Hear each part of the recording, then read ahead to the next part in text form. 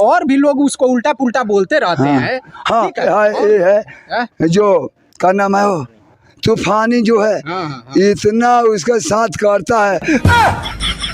तूफानी इसका साथ करता है मतलब कौन? तानिया झा ने बाबा को कहीं ना कहीं टारगेट किया है। इनके साथ उल्टा सीधा हरकत भी हुआ है। उल्टा सीधा हरकत कौन गान मार दिला बका बाबा?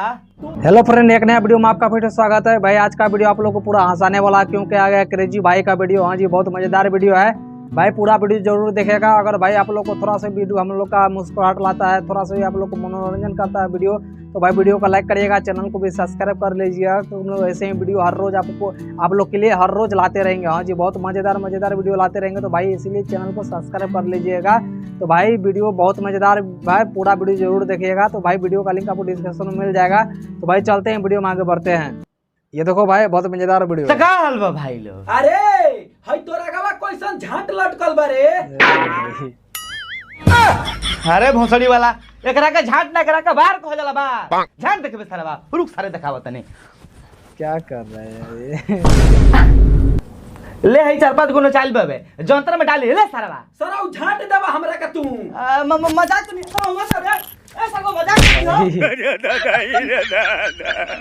11 तारीख को मैं अपने मठिया पर था, 2 आदमी आए यहाँ और बोले कि गुल्लू का कार्यक्रम आया, उसमें कुछ कार्यक्रम करना है, पैसा मिलेगा। जब तू पैसा के बारे में सुनला होबो त तहार तक खड़ा हो गई मतलब और ओवर कॉन्फिडेंट में हो गइल होबो कि चलो भाई कहीं जाकर प्रोग्राम करे के बा आ ओकरा खातिर तहरा का पैसा मिली, लेकिन हो गइल ओकर उल्टा। तानिया झाइल बिया आ तहरा का पटक के पेल देले बिया।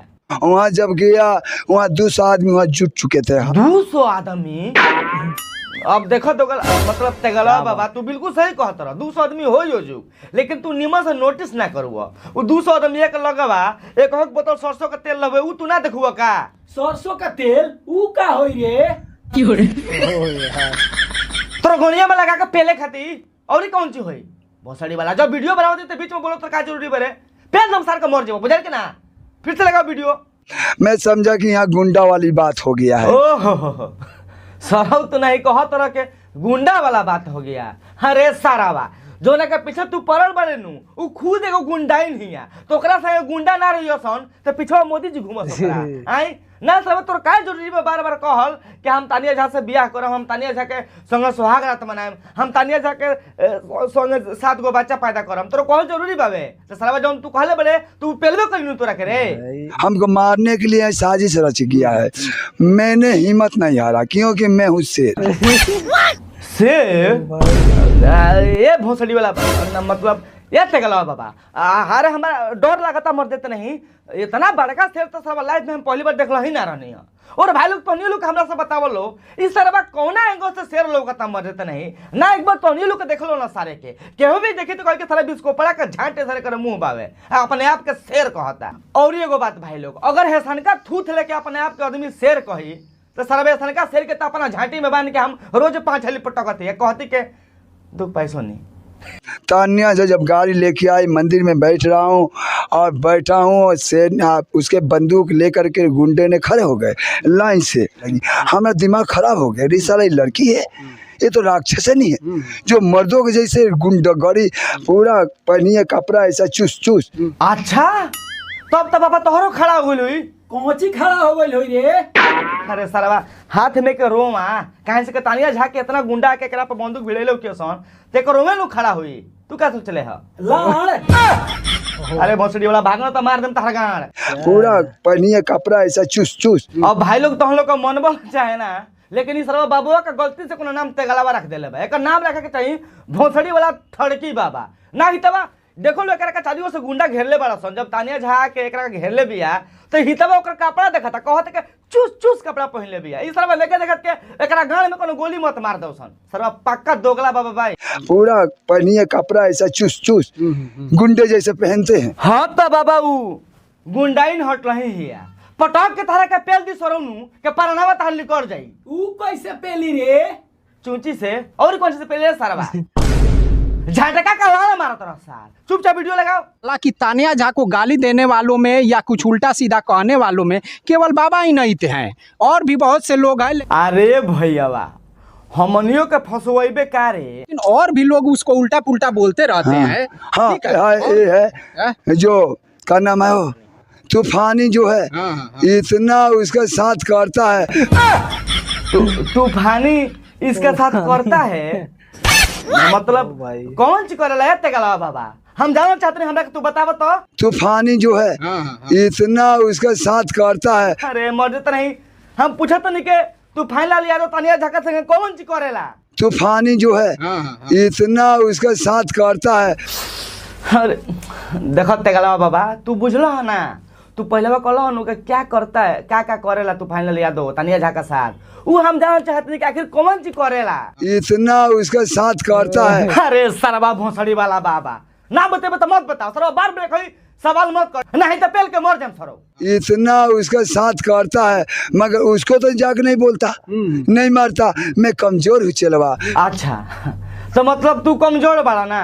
खेसारी लड़के त्रिशूल पर टांगे के कह दल हो, तानिया झा के संगे बियाह करे कह दल, तानिया झा के संगे सुहाग रात मनावे के तू कह दल, तू कमजोर बाड़ा? अरे सर तू उल्टा फुल्टा बोलो मत, तारा बारे में कोनो उल्टा फुल्टा ना बोली। का जरूरी बरे सारा बात नहीं के कहल के खेसारी लाल के त्रिशूल लगा के त्रिशूल पर टांग के गाड़ी में खड़ा कर दे। मैं कहल तोर का जरूरी बाबे?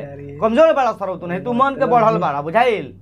वो बात अलग बा, हम तनी मन बढ़ू हई मुँह करा तकत रहे सारे कैमरा में। दूसरा वीडियो लगा। मगर हम कहते हैं कि जो हमको पसंद करते हैं वो तो उसको सजा देंगे। अरे हम लाड़ावा देंगे। अरे बाबा मतलब तू बिल्कुल सही बात कहते गला बाबा, साजा जरूर देवल दी तानिया झा के। तानिया झा के हम रोस्ट कैले बानी। एगो काम करो, तू हमार नंबर लिख लो, तारा के व्हाट्सएप में हम लिंक भेज देम। 41 42 और लास्ट में 41। एगो काम करियो, नंबर सेव करके ओने से तू हेलो लिखियो, हम एने से पेलो मतलब लिंक भेज दे वीडियो के, देख लियो के इतनी ले बनी तानिया झा के, बुझाई? तो ई मत कह के तार के सपोर्टर नहीं के हम बानी मदद नहीं। तानिया झा ने बाबा को कहीं ना कहीं टारगेट किया है। इनके साथ उल्टा सीधा हरकत भी हुआ है। उल्टा सीधा हरकत कोनो गान मार देला का बाबा?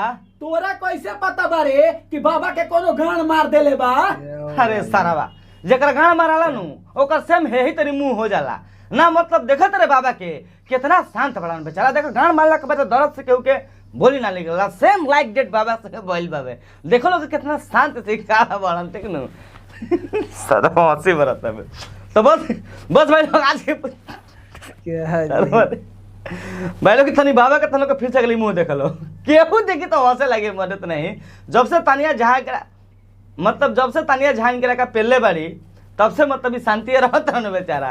तो भाई लोग आज के बक्सो यही खत्म करते नहीं। केहू भी वीडियो के अपना दिल पे ना ली, बस एगो मनोरंजन मजाक खातिर बनावल गई रहा, ठीक बाबे? तगला बाबा तोहरा कहता नहीं, दिल पे मत लिया, नहीं तो रामायण महाभारत एक संग दिखा दे, ठीक बाबे? तो यही से कहते नहीं, दिल पे मत लिया। तो भाई लोग वीडियो कैसा लगा कैसा करना प्लीज वीडियो में कमेंट के जरूर बताइए हलो, ठीक ना? बस ये वीडियो देख लो, एंटरटेनमेंट पर्पस खातिर बनावल गई रहा, भुला जी हलो। बस तगला बाबा का जाके उल्टा पुल्टा कुछ मत बोली हलो, ना तानिया जाके उल्टा बोली हलो, केहू को बोली हलो। बस तुम लोग हंसावे कहते हैं वीडियो बनावे नहीं। बाकी वीडियो में सबसे तुम लोग का बेस्ट पार्ट कौन से लगा प्लीज कमेंट करके जरूर बताइए हलो।